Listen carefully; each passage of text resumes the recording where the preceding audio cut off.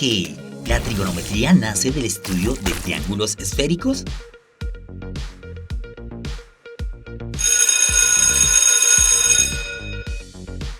Hola, soy Dinamico y hoy hablaremos sobre las líneas trigonométricas.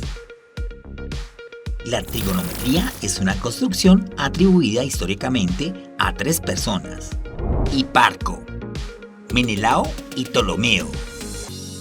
Esta construcción se gestó por la preocupación de proponer una astronomía cuantitativa con el fin de usarla para predecir trayectorias y posiciones de cuerpos celestes, además de determinar la duración del día y la noche.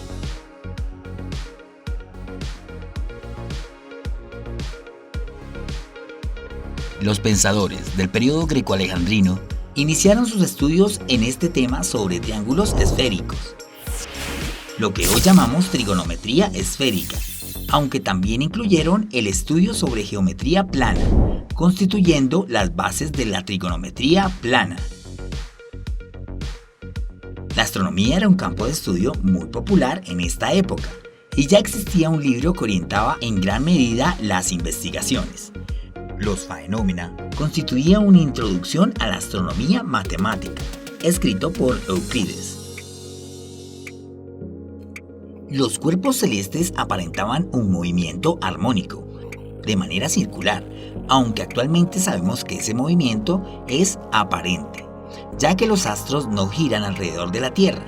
Por el contrario, la Tierra rota y da la sensación de que todo se mueve. El fundador de la trigonometría es Hiparco, quien vivió en Rodas y Alejandría, y murió alrededor del año 125 a.C. La mayoría de las cosas que se conocen de Hiparco se deben a las menciones de Ptolomeo, quien le atribuye muchos de los avances en este tema. El método de Hiparco para acercarse a la trigonometría consistía en dividir una circunferencia en 360 partes.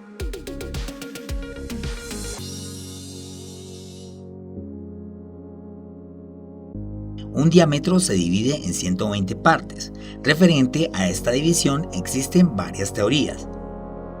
Una de ellas tiene que ver con el orto helíaco, que comúnmente se conoce como primer amanecer. Es el momento en el que se puede ver a Sirio, la estrella más brillante del cielo nocturno, salir por el este.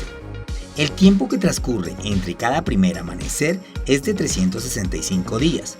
Este número se usó para crear los calendarios del año. Los egipcios dividieron esta cantidad de días en 12 grupos de 30 días, lo que hoy conocemos como meses, y los 5 días restantes no los tenían en cuenta, como Sirio, por decirlo así, daba una vuelta para aparecer nuevamente por el este. Se decía que cada día aparecía en otra posición hasta completar el ciclo, es decir, avanza lo que hoy conocemos como un grado al día. Otra teoría propone que esta división se debe a la influencia del sistema sexagesimal usado en Babilonia. Y otra plantea que de esta manera se puede obtener más particiones y subparticiones del círculo sin usar decimales.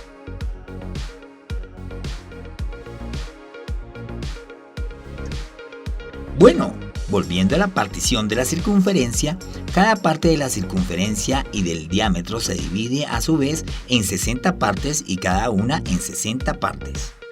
La traducción en latín de estas divisiones se conoce como partes minutae primae, para las primeras divisiones de esta en la circunferencia, parte minutae secundae, para las segundas divisiones, y partes minutae tertiae, para las terceras divisiones. De esta traducción surge lo que hoy conocemos como minutos y segundos. ¿Te suena familiar? Así es, este sistema lo usamos también para medir el tiempo.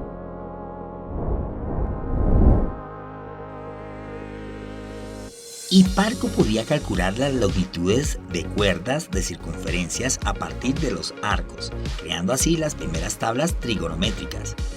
Si observas, estas cuerdas corresponden a las empleadas en la determinación de seno y coseno en el círculo goniométrico. El auge de la trigonometría griega evidenció con los aportes de Menelao en el 98 después de Cristo en su obra Esférica, en la cual trabaja sobre círculos esféricos formados por arcos y la demostración de teoremas análogos a los de Euclides, pero sobre triángulos esféricos. El estudio de la trigonometría griega y sus aplicaciones a la astronomía culminó con la obra maestra del egipcio Claudio Ptolomeo, quien concretó los trabajos de sus antecesores de la obra Sintaxis Matemática, más conocida como el Almagesto. En el libro noveno del Almagesto, Ptolomeo calcula cuerdas de los arcos de un círculo, extendiendo los trabajos de Hiparco y Menelao. Para Ptolomeo, las distintas funciones trigonométricas son cuerdas de arcos. Estos pensadores iniciaron sus estudios concibiendo la Tierra como una esfera, y las razones trigonométricas en triángulos planos surgen de la interpretación de cuerdas de arcos. Veamos cómo construir estas cuerdas siguiendo las instrucciones de tu libro. Las líneas trigonométricas permiten interpretar los valores obtenidos en las razones trigonométricas como longitudes de segmentos, para posteriormente poder representarlos gráficamente. A continuación se realiza la construcción de estas líneas en una circunferencia unitaria con un segmento dibujado a 135 grados.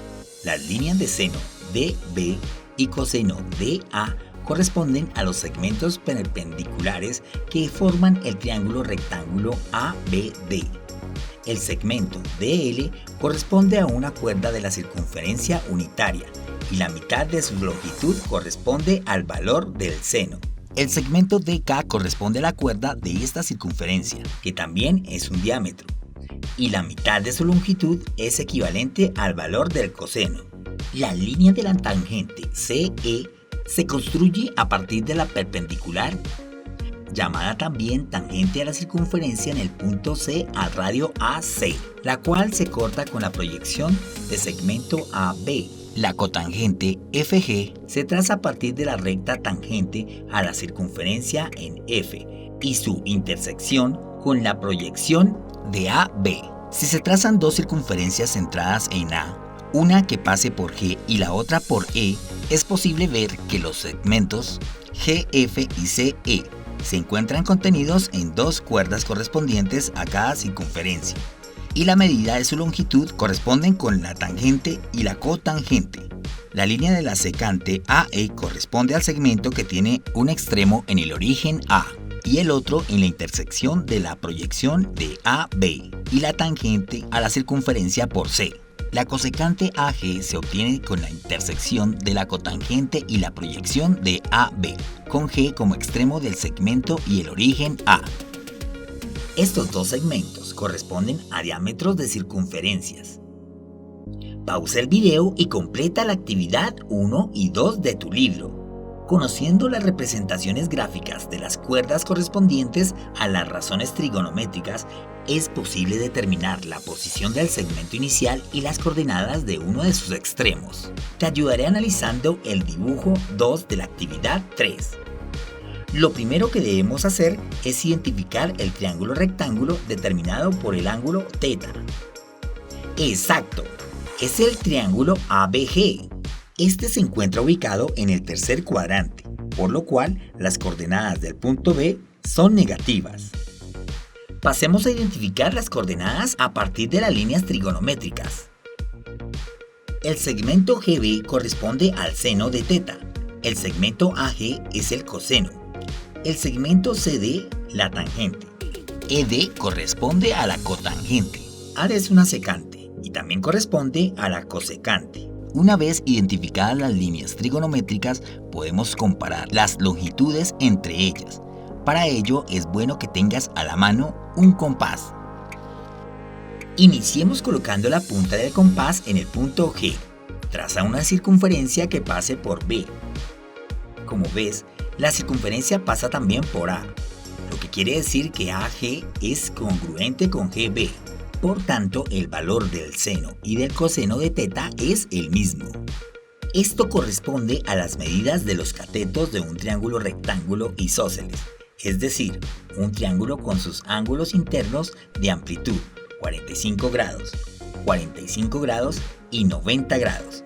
Si te fijas en el círculo goniométrico, las coordenadas de un punto ubicado a 45 grados del eje de las ordenadas son raíz de 2 sobre 2 y raíz de 2 sobre 2.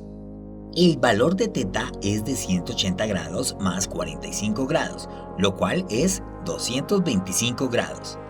Pausa el video y completa la actividad 3 de tu libro. Identificar posiciones a partir de las líneas trigonométricas es una herramienta que te permitirá hacer estimaciones rápidamente. Practica más sobre este tema. Nos veremos en otra ocasión. Chao, chao, Dinamigo.